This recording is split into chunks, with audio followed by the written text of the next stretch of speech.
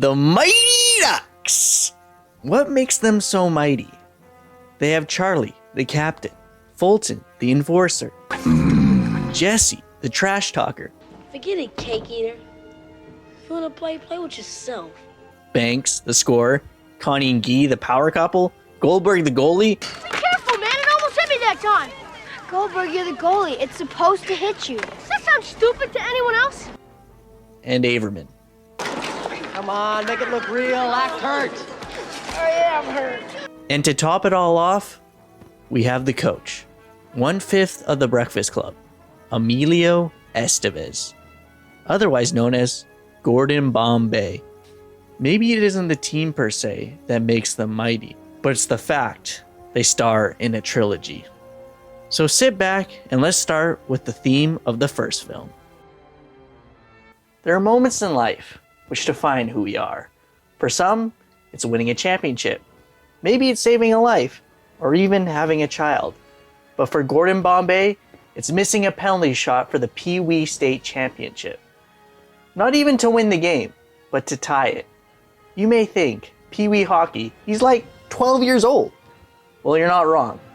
However, wouldn't you be traumatized too if there was announcers, a sold out crowd, and a goalie that looks like he's gonna machete the next guy he sees? And did I mention his dad died prior to this game? At least he can rely on his coach for some words of encouragement. Gordon, you missed this shot. You're not just letting me down, you're letting your whole team down too. I wish your dad could be here to see this. Wow. Who would have thought Minnesota takes their hockey this seriously? If I didn't know any better, the crowd probably shamed him out of the arena. Shame. Shame. Shame. With all this positive energy riding on his shoulders, how could he miss? He does the Bombay triple deke, but to his surprise, does a ripper off the post. They lose in OT, and he lets his team, his coach, his dead dad, and what feels like the whole nation down. At least he'll recover, right? Flash forward 20 years later, he's now a partially grown Emilio Estevez. I'll be honest, the only other movie I've seen him in was when he suffered that horrifying death in Mission Impossible. Bombay is a cocky and reckless defense attorney. He's basically the original Harvey Specter, except with a drinking problem. Check out his license plate, and you can't even tell he suffers from any childhood trauma. Speaking of trauma, after a night of drinking, he's pulled over and gets a DUI and convicted of reckless endangerment. Okay, I'm taking you down to precinct. Breath, blood, or urine? No thanks, I'm full. He's sentenced to community service, where he coaches District 5 Pee-wee hockey team. And if an outfit could reflect a skill level, it would be the ones made up of football and bike helmets and knitted sweaters.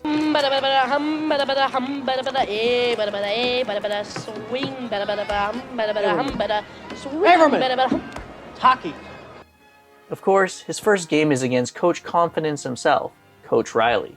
You know when a guy is pure evil just by the way he pops his collar. And I wouldn't make a big deal about it if someone hadn't created this gem. Ever since I can remember, I've been popping my collar, popping my collar. Surely enough, he brings up the time 12-year-old Bombay ruined the franchise's championship streak. Then Riley's players remind them what the team is all about. What's this? The Oriole line? Hey, easy guys, come on, let's play hockey. That's one. Of course, they get obliterated, but I blame Bombay's game plan of taking dives. Ironically, I think it's aged pretty well in today's society. Now say it again. Take the fall. Act hurt. Get indignant. One more time. Take the fall. Act hurt. Get indignant. He meets up with sports shop owner and mentor Hans, who's none other than King Arthur. He's able to rekindle his passion for hockey. He apologizes to the team and the main kid, Charlie, and Charlie becomes a wingman, on and off the ice. Do you want to stay for dinner? What? Charlie? You know, she has many fine qualities that men find attractive. Bombay's boss, Mr. Ducksworth, sponsors the team, and they actually get equipment that isn't newsprint tied to their shins. They recruit Fulton, who's basically a goon with a slap shot that defies the laws of physics.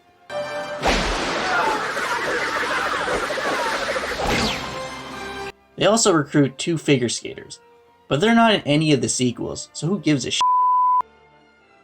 Anyways, they use the most intimidating battle cry. Quack, quack, quack, quack, quack, quack, quack, quack, quack, quack, quack, quack, quack, no! This kid gets brain damage, How many fingers am I holding up? You wouldn't know that anyway. Shut up, Peter. Harp, you okay? Just look at this. and from there, the Mighty Ducks were formed. Maybe it's the stereotypical fat goalie Goldberg,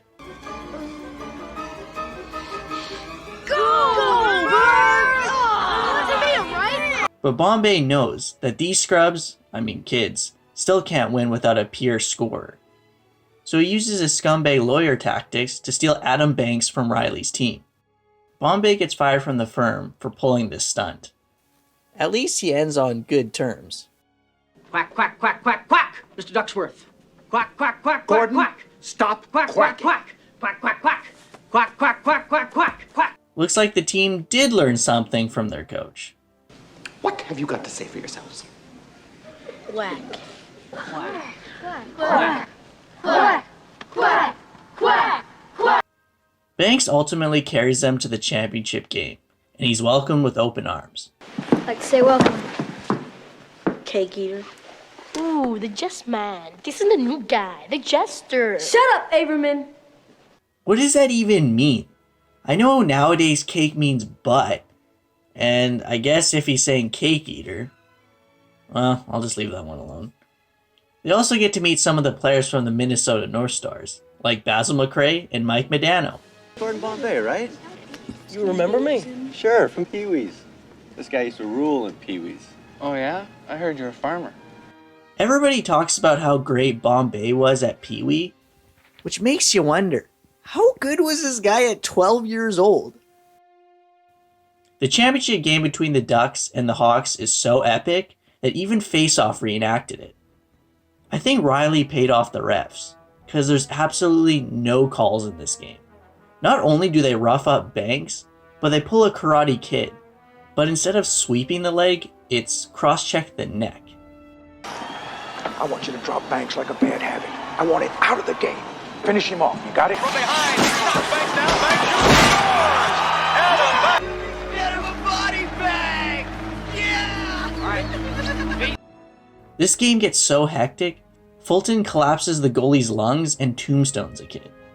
Riley gets a little nervous and provides the team with his signature speech. Ladies, they don't need our help out there. I'm telling you, you blow this game and nobody makes the team next year. To tie the game, Bombay uses their secret weapon. Oreo line! Show me the flying V. And like a flock of ducks, they pull off the flying V. And just like the beginning of the movie, Charlie gets a penalty shot to win the game. Unlike Riley, Charlie gets some words of encouragement from his coach and his team. What about Charlie? What about Charlie? Just a fan. He does the triple deke and scores the championship goal on a goalie that looks like he's wearing a sweater for pads. The movie ends with Bombay headed to the minors, where he's playing against guys half his age and twice his size. But I guess if you can coach these bums to a championship and hook up with Charlie's mom in the process, why not give it a shot? The Mighty Ducks is a guilty pleasure movie because it goes to show, if someone traumatized you as a kid, always seek revenge, because you never know when you're going to get pulled over for drunk driving and coach a bunch of delinquents to a state championship. While finishing up this video, I realized that there are 2 different endings to this movie, but it's not like an alternate scene, rather it's a different song for the ending. One release has Wing It All by The Outfield, and the other, We Will Rock You.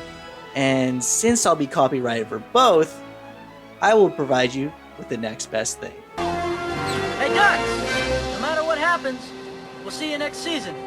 We got a title to defend.